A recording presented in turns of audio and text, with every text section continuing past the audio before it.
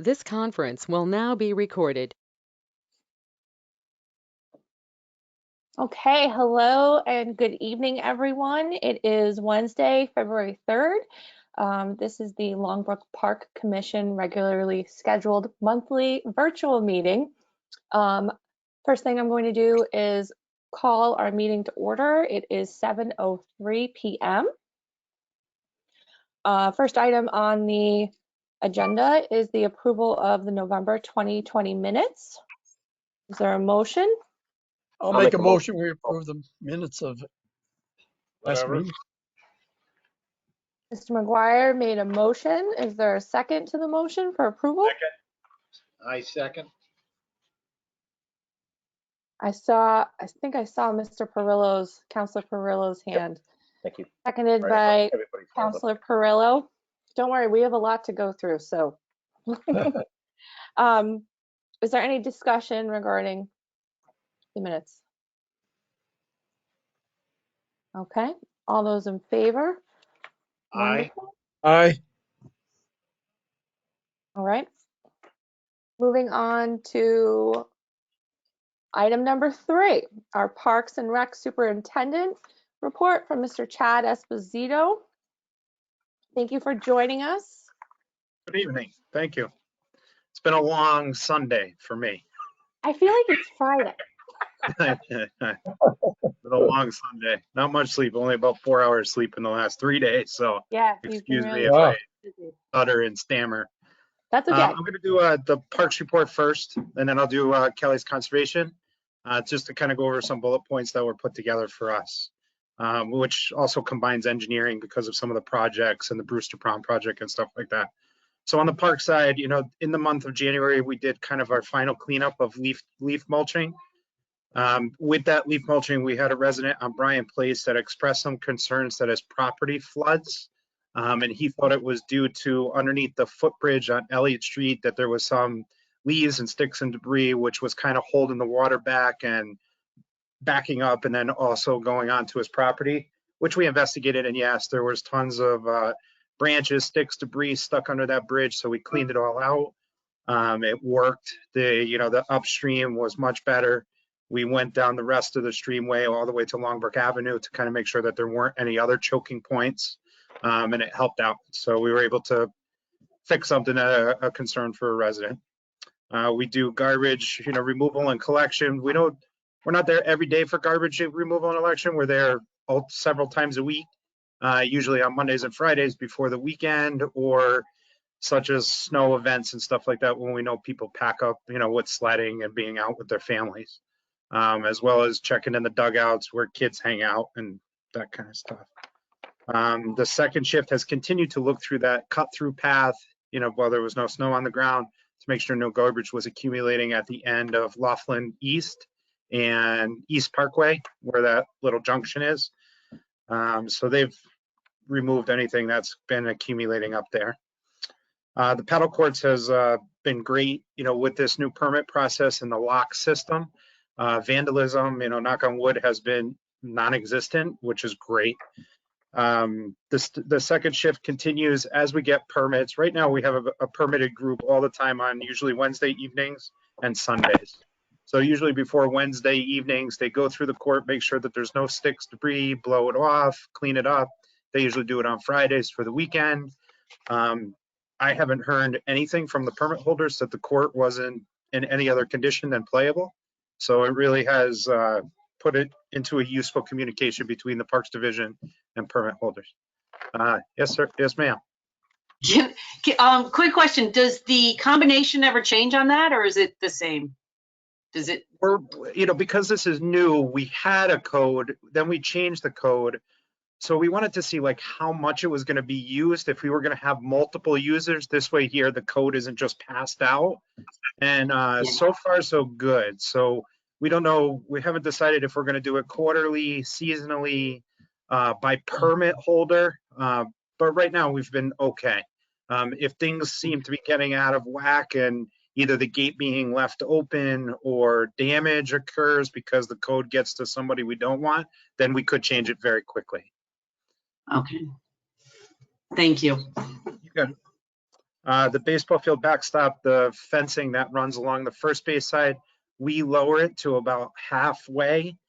This was per the manufacturer's recommendation so that in the winter time it doesn't accumulate snow with wind and all of that stuff, so that the netting kind of lasts as long as it possibly can. So we did that in January after the last baseball fields as the season was winding down. The baseball backfield, the chain link, we've had over the last 7 years that Penders has been incorporated, we've replaced the chain link behind the backstop in certain sections 3 times now. So kids just drill balls into it, hit balls into it. There is signage, it's one of those things. So our fencing contractor, who's replaced it now for the 3rd time, came up with an idea. Right now, the links and the chain are these oddball sizes that he has to cut and then weave back into the section. So he's going to take these bigger sections out so that's a full fence size, so that if we have to replace it in the future, it's much easier. You take out a full fence piece, you put in a full fence piece. With that, when he goes that larger size, he can increase the gauge of the fence, which will resist the balls. It won't be as concave as it hits. So that's something that we're working on. He was working it towards the end of the season, but I'll let you guys know where it stands. It's been a little cold, obviously. So, but that's something proposed for next year. The proposed tennis courts, I just have, we're still in a quandary with the engineers, just coming up with the site plans, where it's going to locate, how it's going to be. They're just tweaking the overall design, and they haven't come with anything concrete yet. So as soon as I hear anything, I'll be sure to pass along, to this commission as well as the Parks and Rec Commission for everybody's review and input. Can I ask you a question, Chad? Sure. So my understanding was regarding the tennis courts was that they were going to remove what's currently out there and build a new one on, in the same site. Is that not the plan, or we're not sure what the plan is? That's one. So the 2 site locations of what they're looking at is Prim Street. The street that runs is to run parallel with Prim Street. So there would be 4 courts right in a row, which obviously goes into the hillside, which goes into the paddle courts, which goes into the trees. So it's a lot of work for the courts to go in that setup. So the second setup that it's looking at is side by side or perpendicular to Prim Street. So the first court would be where the first 2 courts would be where the existing 2 courts are, and then 2 more courts would be right on the side of it, kind of behind the field house. In this location, there's not as many trees. We don't have to move the paddle courts. We don't have to move. The only thing that would have to be moved is the Penders batting cage. But that's certainly easier to move than a paddle court. So that's the 2 locations and setups that they're looking at. And then as far as, like the actual location, what it takes, which trees are coming out and that kind of stuff is what they're tweaking in the design. If it's going to be exactly flush to one another or they're going to be offset, they're just trying a bunch of different combinations of how it fits the property as good as it can. So just remind me, Mr. Esposito, the current court, the clay court that's currently out there, what is the size of that court? Just for people who are, I know we have a caller on the line. The size of that court is technically how many? The one there is just 2 tennis courts side by side. Okay, so it's 2 tennis courts side by side. And with this new project, from what I'm hearing, it would be a total of how many tennis courts to be put in? It would be 4 tennis courts. 4? So, please stop. So with 4 tennis courts, that fulfills the high school need so that you could have a match there. You need at least 4 tennis courts so that you could hold high school competitions. So they would be 4 tennis courts side by side in a perpendicular form that goes behind the field house. The existing court, the clay court, would be absolutely removed. The fencing would be removed because it would be an entire new project, put in post-tension concrete where we've done at Bunnell High School, Flood High School, Flood Middle School, and we did a post-tension concrete down at Clover Park some years ago. So it would be the most updated type of court system. Wouldn't be concrete or anything. Wouldn't be asphalt. So it doesn't frost and heave and all that stuff. And, Bunnell has been absolutely amazing. And it's about 8 years old now, almost 9 years old. And it's been fantastic. So would be the same type of court. How many I'm just trees? trying to understand because the number that was originally passed was $700,000 for this project. Is that correct? Yes. Yep. Okay. And in the proposal for the tennis courts, did it explicitly say to build 4? Yes, that was always looked at so that it can host, because right now, Stratford High, when they play their home courts, they used to play at Short Beach facility, but Short Beach facility is bituminous or asphalt courts built on sand, and they're frost heaving extremely bad and kind of sinking. So for the last 3 years, they haven't been able to have a match up there. So they actually have their matches at flood tennis courts, which are post-tension concrete, which they love, but they're looking something, it's like a dual-edged sword. We're looking something that would help Stratford High so they don't have to pay the busing costs, and also beautify the park and make it into a multi-use and multi-family, multi-gathering park, with a paddle tennis court. Now, tennis courts that array of people could use compared to the labor-intensive management that a clay tennis court needs. So it's a very good project. And that was always, the courts are, we had a conservative number for what the post-tension concrete court would be for the fencing and the course structure and all of that stuff.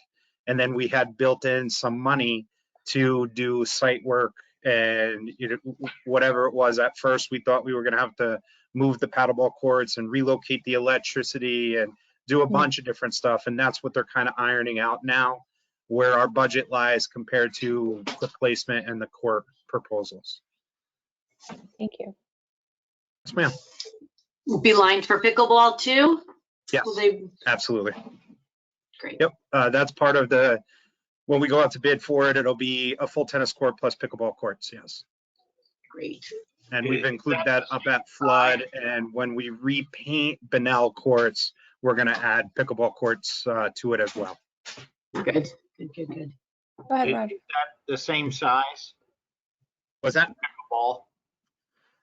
pickleball? Yeah, it's a standard size, so it would be exactly the same. Yep. Okay. And how many trees would be removed, Chad?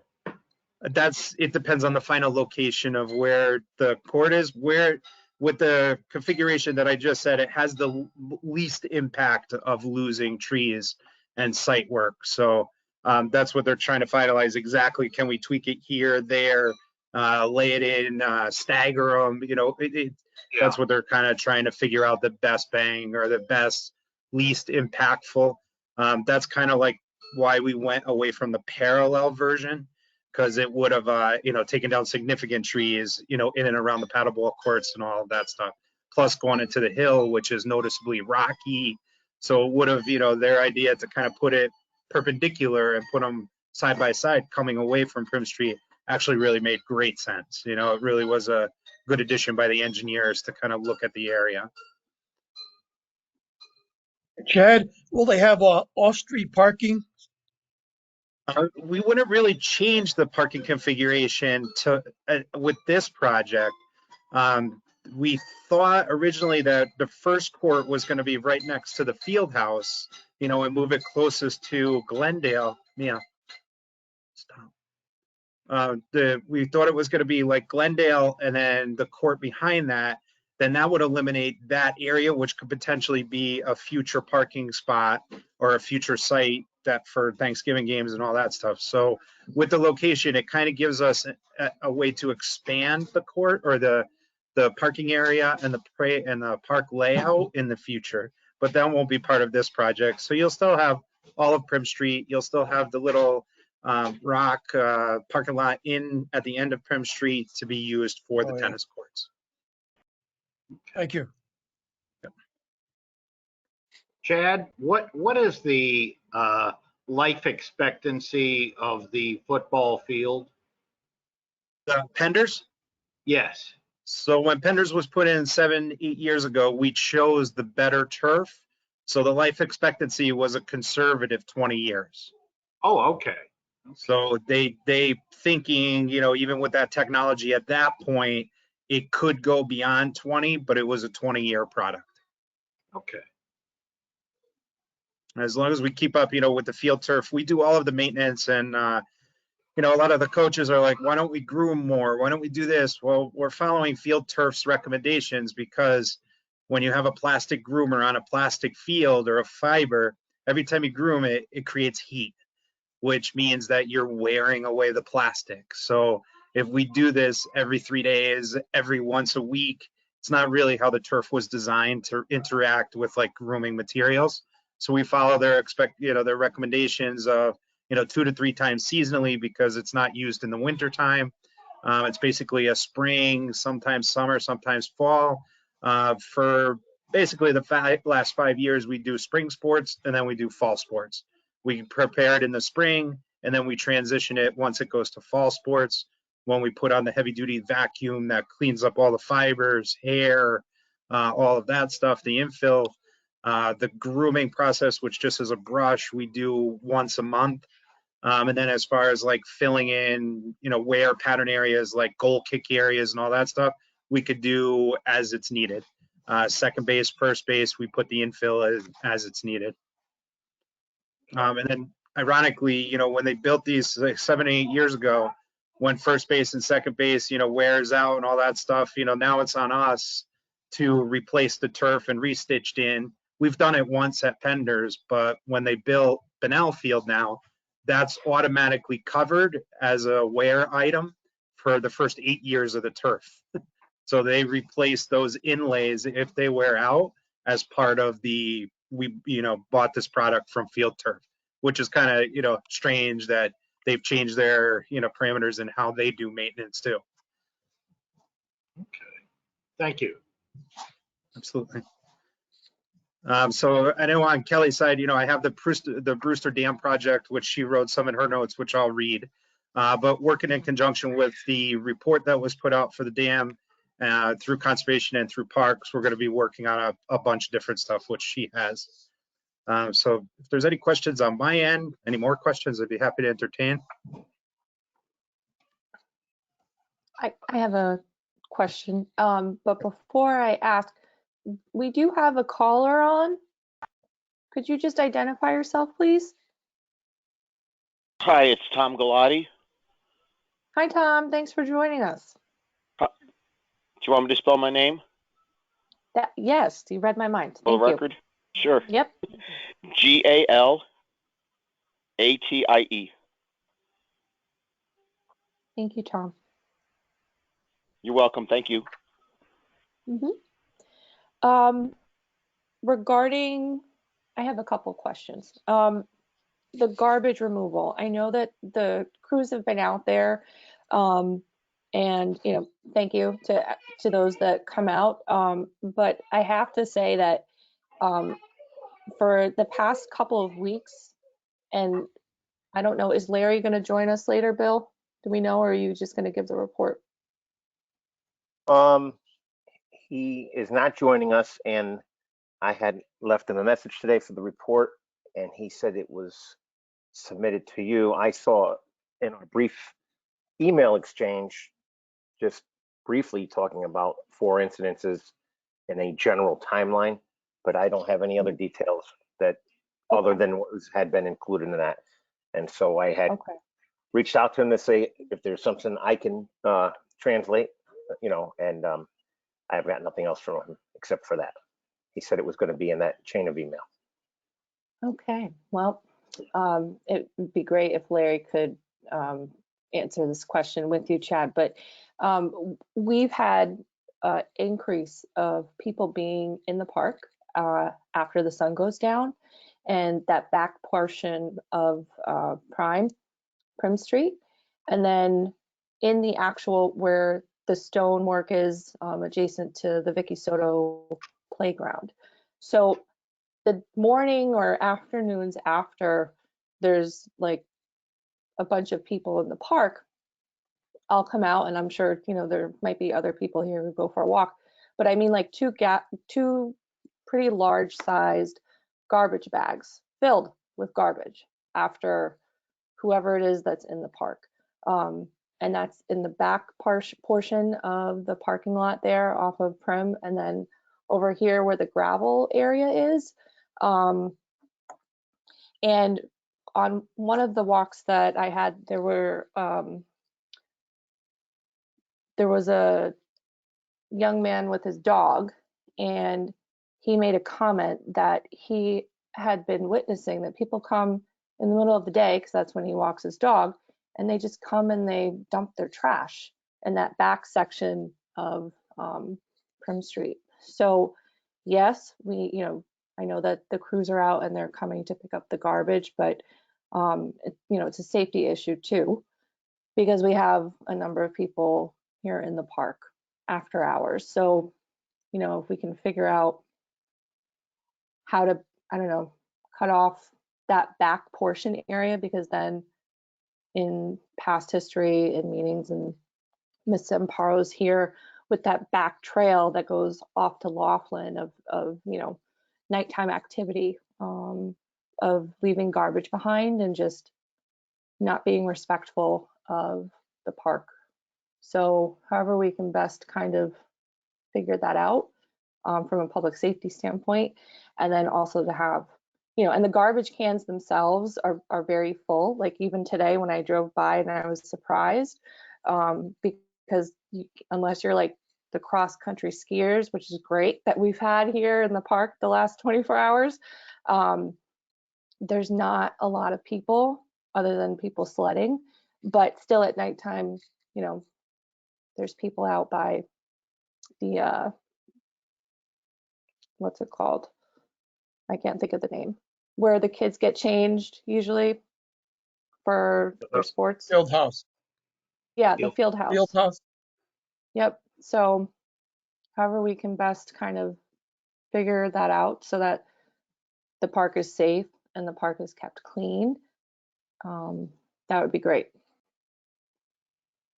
That's something that we could discuss. Oh, I'm sorry. Yeah, That's something that absolutely. we could discuss. There's a pipe gate that's on the top of the old field house that leads down to Vicky Soto.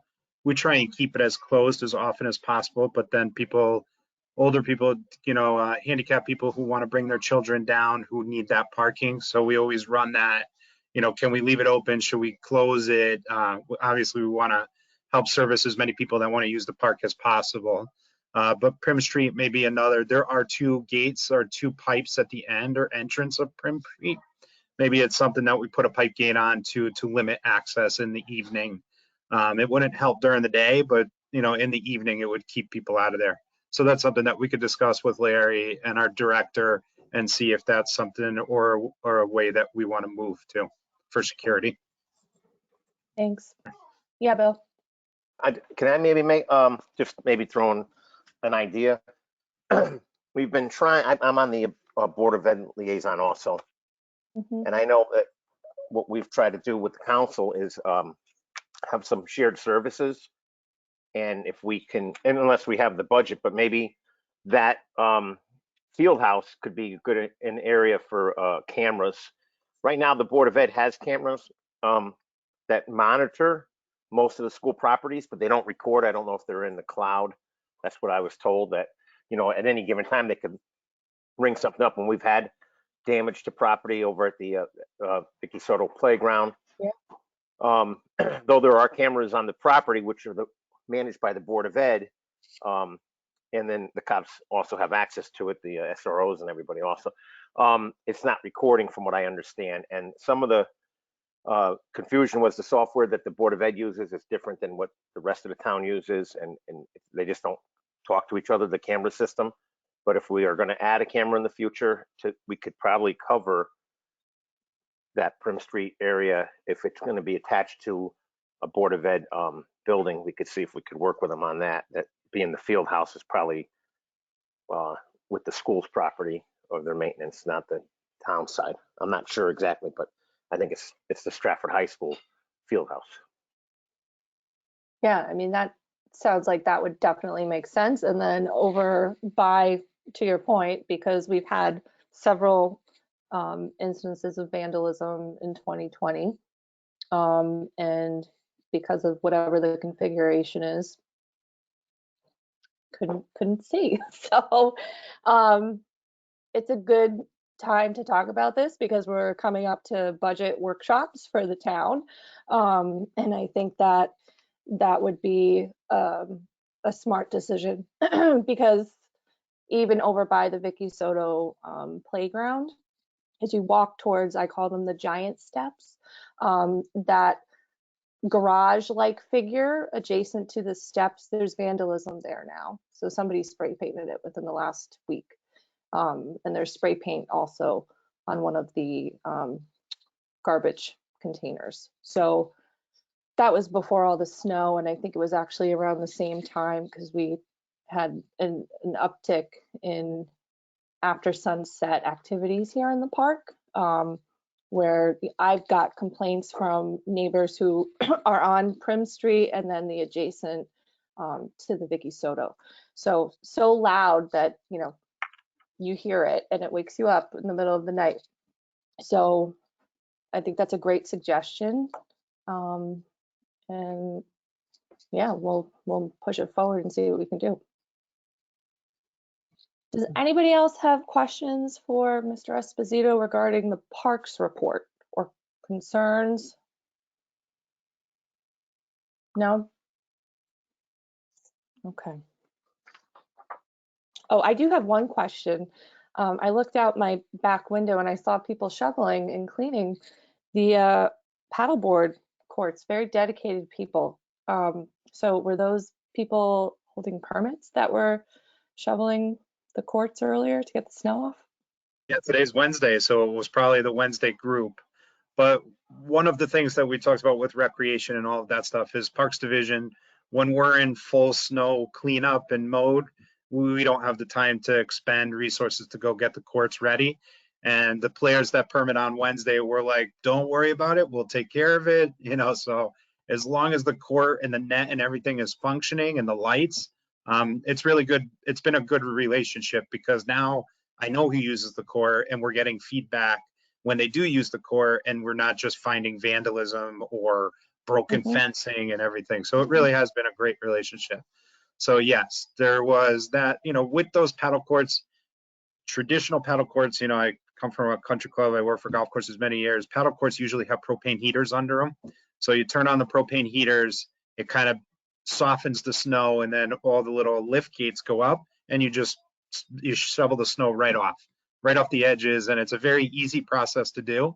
And it's something that they were proposing and asking for, you know, can we add the heating system to it, because then it gets rid of ice, kind of dries the court if it's wet. It just makes the courts more playable. So that's something, I don't know if this commission wants to put forth, you know, a CIP proposal to do a propane. Their solution was they were going to do a GoFundMe page and try and get it themselves. You know, that's how dedicated they are. So, you know, that's something that could be done, or a future upgrade to that area. And now that we're not moving it and it could kind of stay where it is, you could update and upgrade it from what it is. But that's Any not idea finalized yet, right? Right, Mr. Esposito? Right. We're still working in. We're not there yet. You know, okay. there could be money left over in the tennis court budget to do it. You know, we just don't know. We don't have the finalized plans and numbers and all of that stuff. Thank you. Go ahead, Roger. Any idea what that would cost, Chad? No, I really don't. Okay. I know roughly what the post-tension concrete, you know, came in, but again, it's like just a number. You know, it's until the whole package is put together, I'd feel more comfortable talking about it, you know, through the engineer's eyes and saying, here's what it is, here's the site plans, here's the site work, here's the post-tension concrete, you know, that kind of stuff. So Sure. I do have one more question. I'm sorry. In regards to maintenance, who is responsible for maintaining the flags that fly on the flagpole in Vicky Soto playground? So Vicky Soto people are ultimately responsible. We have talked to them in the past to see, I have no problem sourcing our vendor and getting their logo and just changing the flags. But it kind of falls by the wayside because we're expecting kind of them to do it because it is a flagpole that they kind of put in by themselves. So I'll reach out to them because I did notice that today that the Vicky Soda flag is very, worn and Yeah. very, faded, and actually the American flag is tattered. So that was one of my things. There's another flagpole in Penders, which we religiously take care of when sports and everything is in season. But Soto is kind of that little bit of a gray area. So I'll reach out to them again and see if they could give me the design, get, Marvin Display out in Milford, they could get a copy of the file, and then I could just replace it as needed. It's How not a much? problem. How much would that cost to replace both the flags? Do you have an idea? I don't, because we would have to get the American flag is a 5x8 American flag, I think is around $80. It's nothing outrageous, because I think it's 4x6 is what we use, or 5x8, the two different sizes that we use. So American flag is nothing. It's just, I don't like stepping on their toes because it was a dedication, and they'll be like, we'll take care of it, because then they come over, they'll do a service and stuff like that. But I'll reach out to them, and see if they want to have us take it over. And, I noticed that too. I'm not knocking Roger. them. I'm just asking, if whoever's responsible, and I'm not saying that they purposely let it lapse, but 2020 has been crazy, and who knows what people are noticing or not noticing. So if we can be helpful and just reach out to them, that would be great. Yeah, I agree 1,000%. And I would love to take it over. So it's one thing less from them, and it looks beautiful all the time. Yeah. And we could still do a ceremony with them of, Sure. whatever it is. Absolutely. And Roger, just a quick point of reference. When we did flood post-tension courts in Bunnell, they were on existing tennis courts. They just poured over the top of the asphalt or the driveway courts. So those are a little different animal, but I think Bunnell was like 335,000 for the 4 courts, and flood was a little bit more a couple years later. It was right around 385 or somewhere in there. So Okay. it's roughly about 400 to 500,000 for just the courts for 4 courts. And then that leaves us, the wiggle room in the project that if there's any site work, because this is a complete native installation, we can't use the clay court. There's not existing asphalt. There isn't existing piping for fencing. We have to create everything. So that's why we had that, we had that number so that we could cover whatever the future cost of the court is for the installation and size and layout, as well as the site work for it. Okay. Thank you. Anyone else have any questions for Mr. Esposito? Janet or Tom?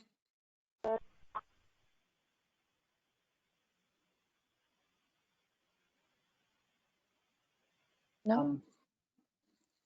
I get, would this be the time to ask the leaf removal question about the grass and the leaf removal? Yeah, sorry about this, Chad. I know you're in overdrive with all the snow, but this was a concern I had about the leaf removal. Well, first of all, it was outstanding. I thought the job that was done, because I, walked through the park and it was amazing. There were areas I had not seen cleared out, for a long time, and it looked wonderful, and the walkways were passable and walkable. So I just want to commend the kind of resources you put to that. That was phenomenal, and I've lived here for 18 years, so I'm not saying that lightly. Thank you, I appreciate one of the it. things it was really, really outstanding. Now, one of the things I noticed, here's the but part. I live right across from a portion of the park that was cleared, and I think there were large types of machinery that was, because there were so many leaves that they were blown out with like payloaders or whatever, and so it disturbed a lot of the beautiful grass that had been there. And so I know that there was an instant. Again, I've lived here for 18 years. My husband and I have lived here for 18 years. One time a neighborhood kid went through mud and tore up the area there. I went over with a lawn rake and reseeded the area because it's kept so nicely. you know, again, with the mowing from the town and all of. So when I saw the tire tracks and the fact that it was disturbed, now again, the machines had to get in there to remove and blow leaves into the woods from that area. But you know, it did kind of, it kind of messed up. It's like, normally it looks like a lawn over there. So I just kind of wanted to ask about that. So I know, you know, this is not the best time to ask this right now from you, but I was just curious about that, the future of that, the land, and yeah. Thank you for the compliment, but we use, you know, with limited staff and hands, I'd love to send 50 guys with backpack blowers, you know, to move all the hands. But if there was any type of damage at all, then we obviously in the spring will go through it, put down soil seed and get it back to where it was, or at least what the expectation is. Some of these areas that we're looking at, you know, and Longbrook, I'm looking at different types of machinery, different types of machinery that create less of a footprint, that are more like a track system instead of a tire system. We're constantly trying to evolve, you know, on my end through equipment so that we can avoid damage. But if there was damage done, I wholeheartedly, we will fix it. You know, no problem. That's fine.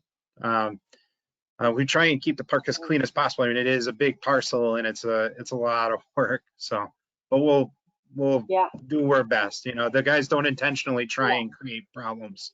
You know, the last thing they want to do is fix something that they ruin. So. Yeah, no. This is and I feel it's a very small thing, and we're into a different season already. So I'm sorry. Yeah. No, that's okay. Not a problem.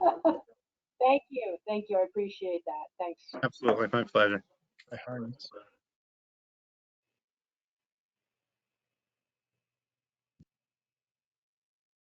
have one more question. Sure, no problem. Okay. In the grass portion of the grass football field over here in Longbrook, there are two giant storage units. Yes. Okay. And on one side of the storage unit, I've been talking about this since like October, maybe even earlier, maybe it was September, that there was just a large dumped pile of garbage. And most of it is gone, but there's still like these big giant, I don't know if they're Home Depot, you know, empty. They're not empty because I didn't want to look inside, but there are boxes there with garbage. So I don't know if the crew saw them or if they even really knew about them. But if it's possible, it would be great.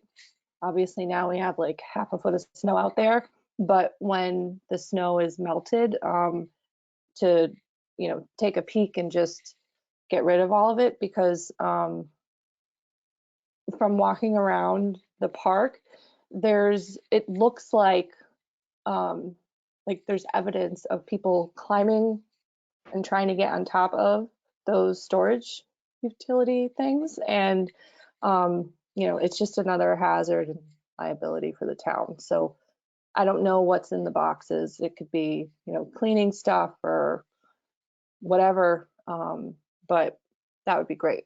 I think Pop Warner has those down there with football equipment.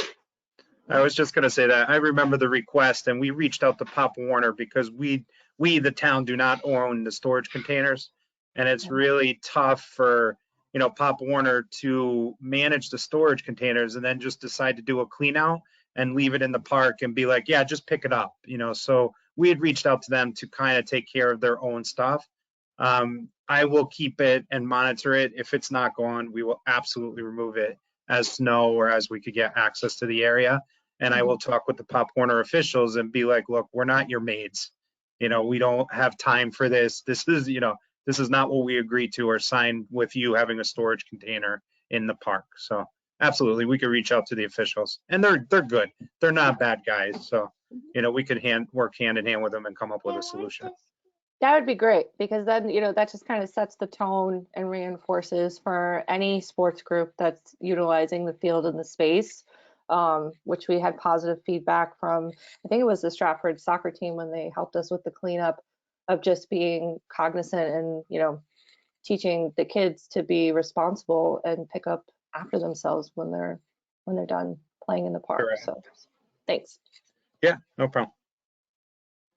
I really don't have any more questions now. So if you wanna move regarding this topic at least, if you wanna move on Sure. to the conservation and engineering. Yeah, would you like me to read through Kelly's report? I read this earlier. I mean, I could just read through her notes or something. So she's, you Or know, she's got, the memorandum that she submitted, is that what you mean? yes, exactly. Yep, I think that, yes, that would be great.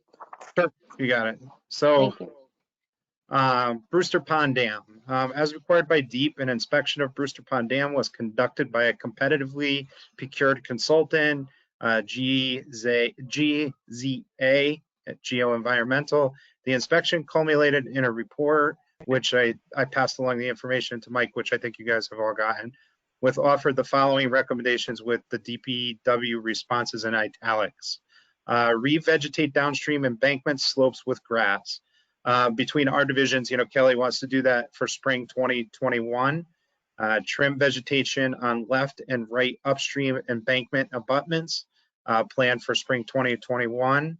Repair void forming along left downstream side of spillway, that was completed. Repair repoint cracks within the vicinity of the railing posts along the parapet wall and right embankments downstream stone masonry wall, completed.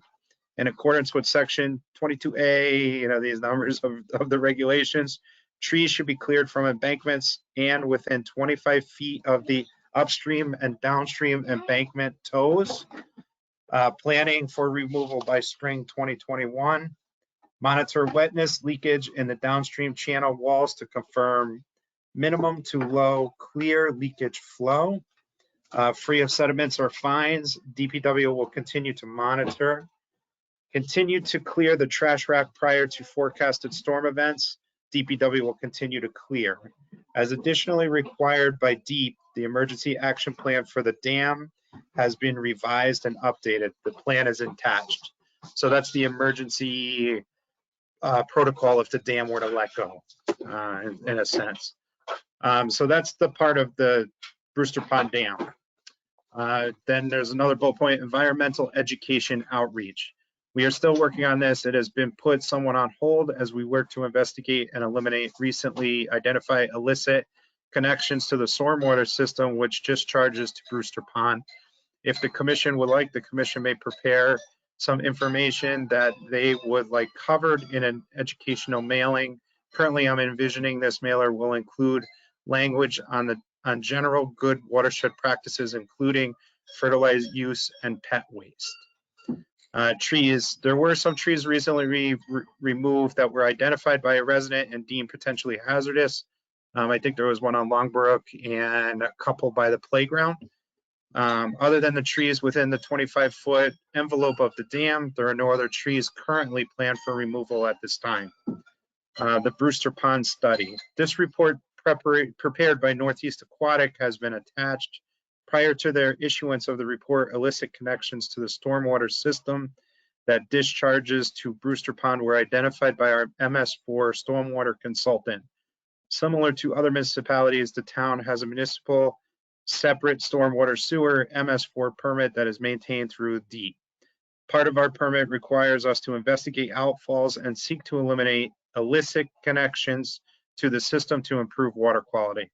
DPW is currently investigating and terminating these connections. It is anticipated that this will alleviate some of the poor water quality issues at Brewster Pond. Once we have a good handle on illicit connections, we can reevaluate Brewster Pond and determine what additional improvements can be made to better the water quality. Water treatment to control algae and cyanobacterial overgrowth is still planned for the 2021 growing season, as it is anticipated to still be needed. I've attached the proposal form some solitude for your reference. So that's Kelly's report, including with engineering, because there was some of the projects, the dam project that they were working closely with, and obviously the MS4 permit, they work close with engineering too.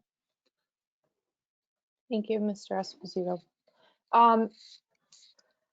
So regarding the dam, Brewster Dam, after the inspection, that was deemed to be satisfactory. So we had no pressing issues. Did I interpret that report correctly when I read it? The one that I Mr. think some of the Casey pressing issues were the leakage in the dam and did? stuff like that. So if Kelly had taken care of the leakage and the structural components of it to kind of stop the leaks, I think it's in a, you know, decent condition, that it wasn't had to be removed or anything like that. Right. So there is maintenance work that was labeled to the Parks Division, so that some of the sediment, the sediment that's how do you put it?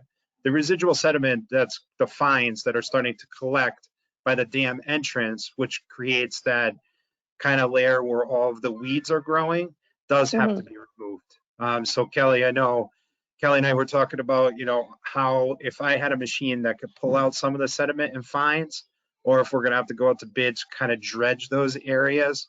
But all of that sediment that, as the pond was filling, and through the reports, if you look at how deep it is in certain sections, and there's a 6-inch, you know, like a 6-inch layer of, I don't know what you want to call it, some kind of material where there's a firm bottom. So whether it's sediment or whatever, so there's stuff that we have to concentrate on, and, you know, keeping those areas clear, the phragmites, and keeping vegetation from growing on those areas where the sediment has built up over years between leaf matter and all of that stuff that's turning into soil.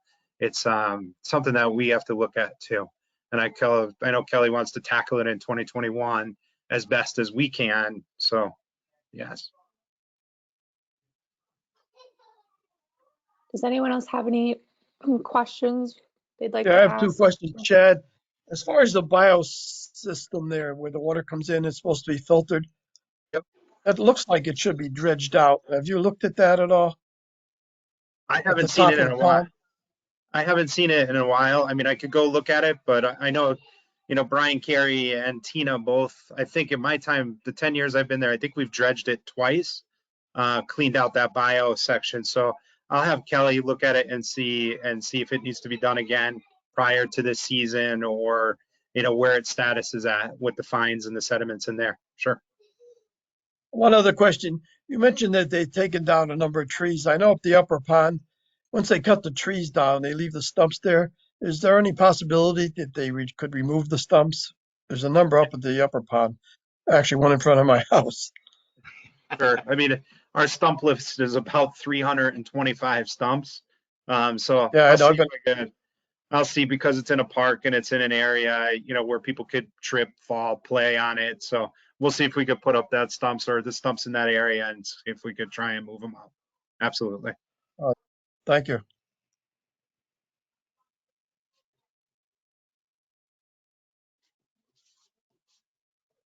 Anyone else have any questions regarding conservation report? Kelly had essentially, you know, offered, which is great because I've been speaking with her about this since the summertime, of assisting and contributing to this outreach effort, doing environmental education to the perimeter of however many residents we have, where essentially their water draining system directly impacts what is flowing into the waterway over here and affecting the pond. So I think something to think about, if from what she said in the report that they're not at a point yet to publish anything. And it would be great, right, if we could move this along in a timeline, so that in the report that she had attached for us, the algae remediation treatment is between April for 2021 through September.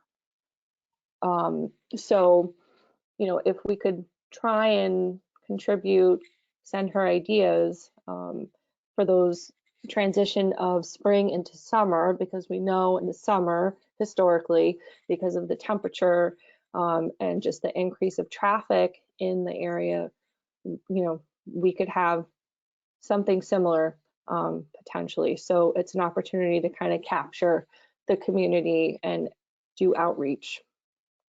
So if anyone has any ideas, you can email me, you can email Mr. Counselor Perillo as well, and we can forward it to Kelly.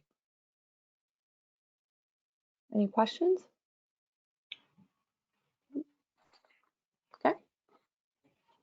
All right. Well, thank you for taking time and coming to our regularly scheduled meeting. I'm just trying to. Ms. Amparo, did you have a question before we move on to the next section that you wanted to ask about conservation? I know you had a question in the past about some of the, wild, I guess, plants that are adjacent to the pond in the past. I don't know if you want to bring Yeah, I think anything I was up. concerned about just kind of its street name is called Daughter Vine. And when we were doing a cleanup, one of the residents expressed concern about that and said that that could really take over that area, in addition to the fact that people who, again, with properties near there could get that in their yard. And it's an invasive species of plants. And there is a Latin name for it. I just don't have it on the tip of my tongue right now. But so yeah, it's called Daughter Vine. So that was one of my concerns. And it's like silly string. It actually ends up looking like silly string kind of as it yeah. Yeah, so I that was something to bring up, I guess, because it could help to choke out some of that, the area of the flow and that kind of thing, probably over time. Can you spell the name of the plant? Okay, it's Dodder, daughter. But let me just quickly see what that really is called, daughter. Well, anyway, Daughter Vine.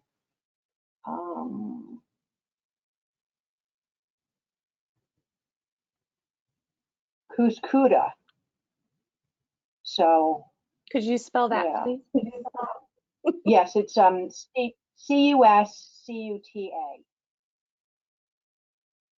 Okay.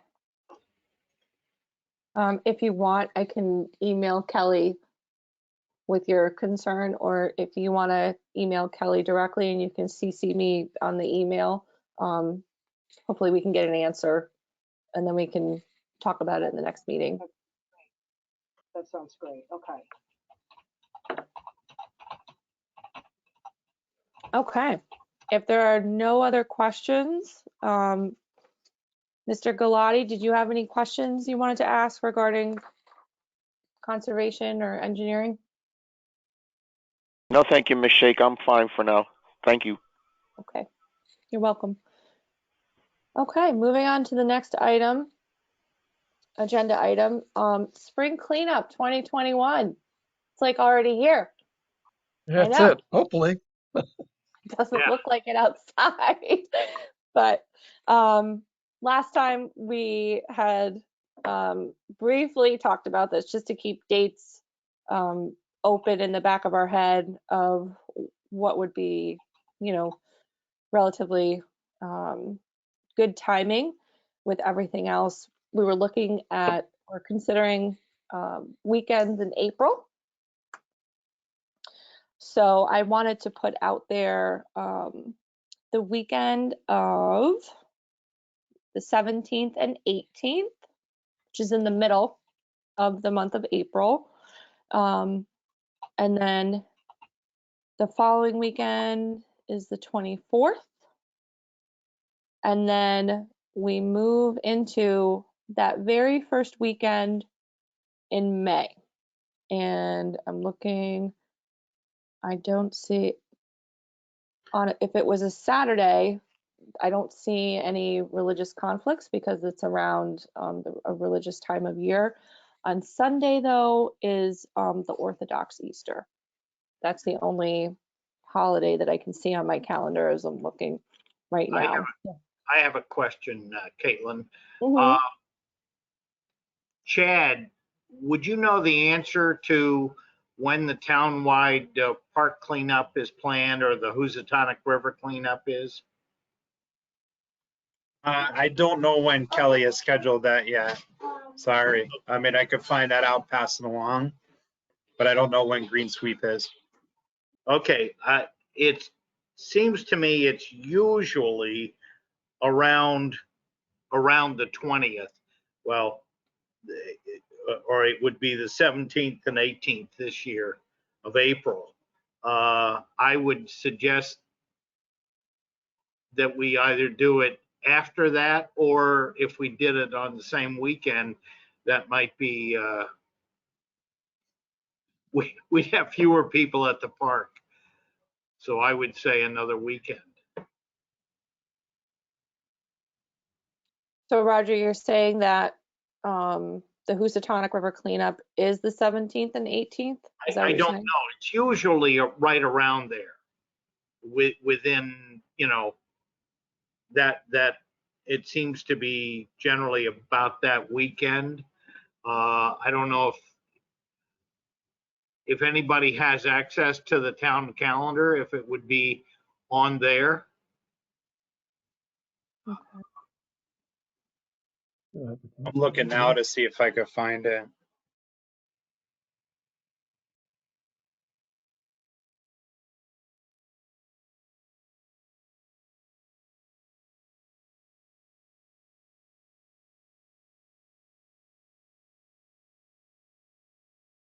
Usually they put it out on social media, but I don't see anything. Yeah, I don't.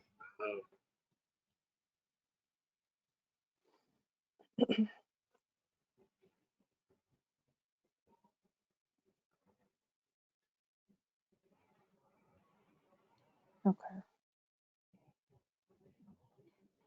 Was last year, was it April or was it March? No, it was April. It was It's Yeah, April in 2020? always April. 2020 is a blur to me, so let's see. Okay.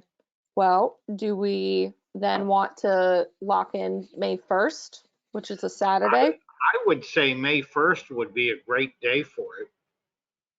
Yeah. It sounds nice. I'm sorry? I said it sounds nice. Yeah, let's, what's anybody else feel? I mean, May 1st seems like a good day for it. You traveling, Jim?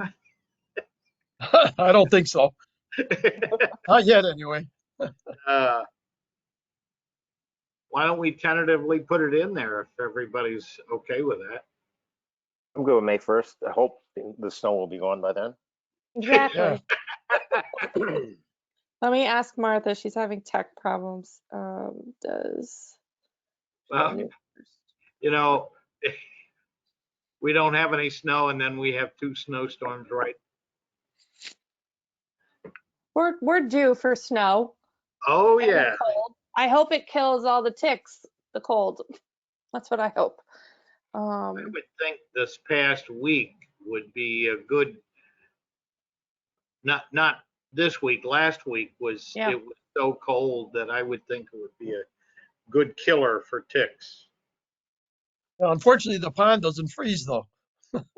I know, what was that, 3 years ago, 4 years ago, when it froze enough to skate on?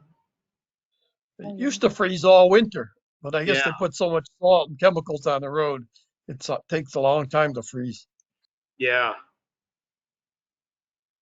So Martha said, excuse me, Martha said that May 1st would work for her. So we pretty much have consensus, which is great. Yeah. Okay. If Let's have it on someone, our calendar. Counselor Sheik? yes, I just sent Kelly a quick message to ask if she had a definitive date, and she responded, nothing set yet. I'm not sure what we'll do yet with COVID. I'll check with the river cleanup folks and see what they're thinking. So nothing's been set in stone yet, but I agree with Mr. Sauls. It is usually mid-April when they try and schedule it. So I'm sure Kelly will follow up either with you or the commission to let you know what date they're looking at. Let's plan on May 1st then. That way if we someone don't would like to make a motion to officially make this our, motion that the Longbrook Park cleanup occur on Saturday, May 1st, What 2020. time? All right. I'll second that motion. I'll second that motion. Okay. What time? Do we just want to pick a date right now? Yeah, I'd say 8 o'clock until. That's what we did last time, right? That was early. Yeah. Yeah, it was early. As long as Roger brings the coffee. Oh, yeah, you know that's going to happen. Okay. Coffee is the staff of life, along with some other libations. Okay, there's a motion on the floor, seconded by Councilor Perillo. All those in favor of having the Longbrook Park Commission spring cleanup be May 1st, 2021, say aye. All right. Any opposed? Seeing none, motion passes unanimously, and we officially have a date, which means we get to advertise, which is great. Awesome, good. So last time for discussion on the topic, we had a good response from different coaches, community coaches for youth leagues here in town. So depending on what's happening, this would be a great opportunity to reach back out to them. So I'll make sure to do that just so they have it on their radar. And then last time, Mr. Esposito, with the fall cleanup, the crews came out and they did like a pre cleanup of the park. So when we did like the assessment of which areas of the park, depending on how many people we had, and we had like a good 50 people in the morning at least when we started, just to divide people up. It's still going to be COVID. COVID is not going anywhere. So we just have to be conscientious of how to safely have people out there in the field. So if you have an idea of in April, if it's, I think it was a week before our fall cleanup, they went out there and they did the heavy lifting work, so to speak. That would be super helpful. Yes, I will schedule that. No problem. Thank you. Okay. Moving on, the Longbrook Park Commission vacancy status.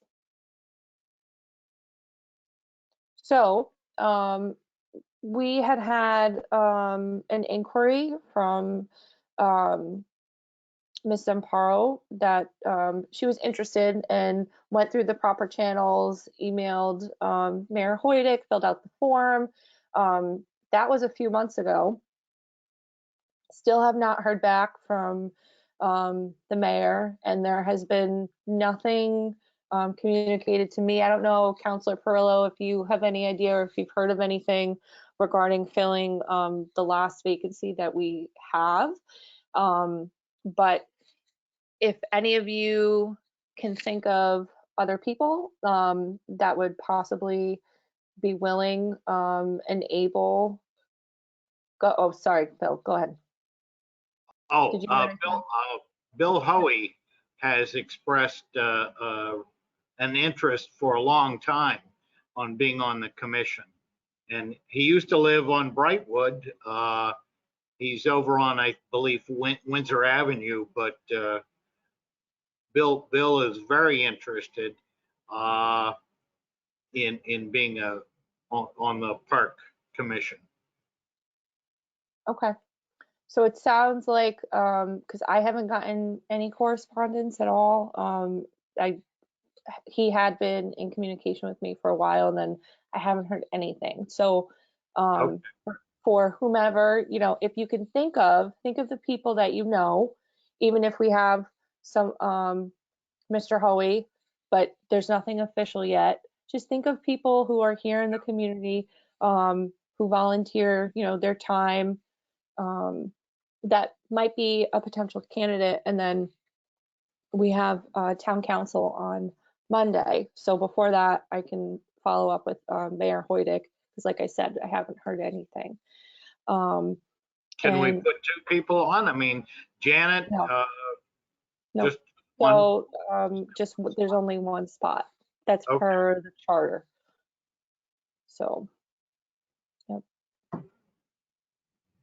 So just, keep it in mind, keep it open. Okay. Moving on, any new business or old business that anyone would like to bring up or ask questions about or clarify?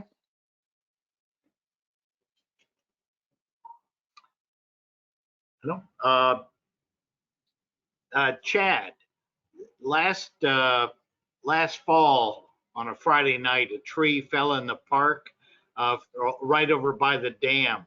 Was that you or Public Works that got right on it and cleaned it up on a Sunday afternoon? That was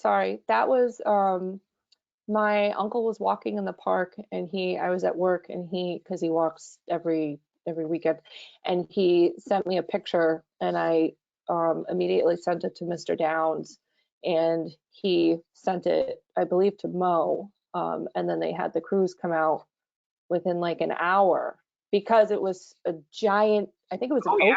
tree Yeah, that had Yeah. fallen, and thank God nobody was hurt. right. Yeah, it But happened on a Friday night, and Sunday afternoon it was cleaned up. I mean, they just went right to it and got it cleaned up and taken out of there. Yeah, they And dragged it all over the pond. yeah, by the way, the people moved into that house within the last 2 weeks. They seem to be occupying it now. So did you have a concern about any trees that are not looking healthy? Or you just wanted to clarify? Okay. I have a question. Of course, I have questions. I have a question. So in Kelly's reports that she had attached regarding, I believe the nitrogen level and the cyanobacteria levels and things like that from Brewster all the way down to Longbrook. My concern is because of that type of algae, which can be toxic to humans and animals, is regarding the fishing that takes place in the spring, summer, and fall when we have people over there. Yes, there are some signs, explicitly saying, who is allowed to fish, but it's catch and release. No one is supposed to be taking any of the fish home. I think we need to do a better job with the placement of those signs in certain areas, and so that it explicitly says, you do not remove any fish or wildlife from the park, something to that extent, because over the summer I had a multitude of complaints of people who said that they saw people fishing and they would come with their coolers and they would take whatever it was that they were catching home. So I agree. I think we need more signage too, that more and more people are feeding the geese. There used to be signs on the walkway, that say, don't feed the geese, but more and more people come down daily and feed the geese all kinds of things. yeah, bread's the worst thing for the geese. Yeah, and they might be doing, they might have good intentions, but they don't know that it can be right, harmful, right? Towards the wildlife. So however we can right. best craft the message so that it's as simple and comprehensive as possible. I think that would be helpful, especially because, people are not traveling the way that they normally would because of COVID. So I'm anticipating a huge influx once it gets beautiful of people coming to enjoy Longbrook as they normally would, but I think that we're going to have an uptick of people. So just in anticipation of people here, so that we can best preserve it. And then Mr. Esposito, I don't know, on my last walk, there are like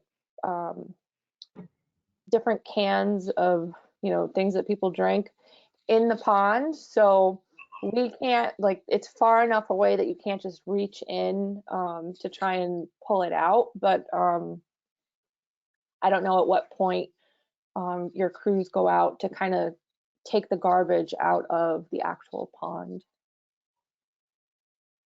Sure, we'll go take a look and see if we have our long grapple hooks or something like that, or we could always do the training exercises with fire with their little buoy boat or their little boat. So that's something we will definitely look and see if we could remove. Not a problem. Thank you. And thank you for the removal of the buoys that were there floating in the cartons. It looks very tranquil and peaceful, and yes, thank you. Not a problem. Does anyone else have any issues or concerns that they'd like to bring up? This is your last chance. Sounds like a wedding ceremony. Speak now or forever hold your peace. I'm back. Hi, Martha. Martha, we're talking about new business, and we were just talking about the buoys. We were talking about, the need for increased signage for people to not take any of the fish or any other wildlife out of the pond. Oh, if they took some geese away, that would be okay. That's a whole other topic. But Martha, I know you had in the past, you had questions about the fish that are in the pond. Did you want to ask any questions that we could follow up on before the next meeting? Yeah, no, I'm good now with the fish thing. Thanks. Okay. You're one with the fish, Martha? Honestly, no, it was someone else who had asked me something about it, so I was representing my constituents, asking the questions. They haven't come back to me about anything. But you can't see me, can you? Can you see me? No. Oh, we can always see you, Martha. Okay.